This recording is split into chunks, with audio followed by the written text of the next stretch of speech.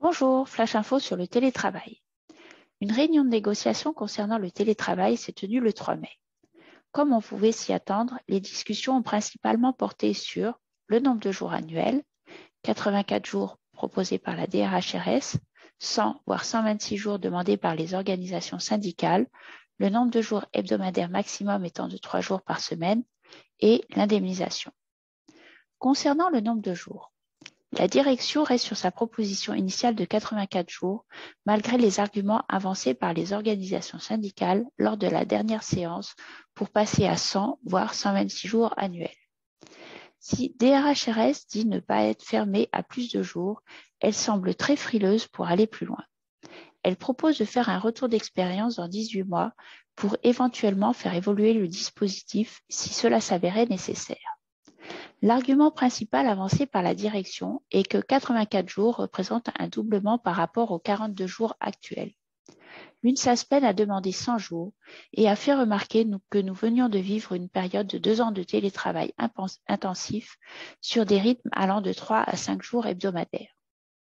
Concernant l'indemnisation, la direction a rappelé que le télétravail est à l'initiative du salarié et envisage un forfait mensuel qui pourrait être sur la base du dispositif URSSAF, à savoir 2,50 € par jour de télétravail avec un montant plafonné à 200 € par an. Ce forfait couvrirait l'ensemble des coûts, qu'il s'agisse de chauffage, box Internet, repas, etc. Il est rappelé que les équipements informatiques, par exemple un écran, seront fournis par le CEA.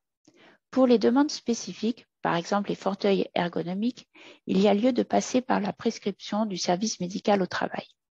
En aucun cas, il n'y aura de remboursement sur facture. Contrairement aux autres organisations syndicales, l'UNSASPEN s'est plus focalisée sur les conditions de télétravail que l'indemnisation. Par exemple, un téléphone portable professionnel pour les personnes en interface avec les salariés.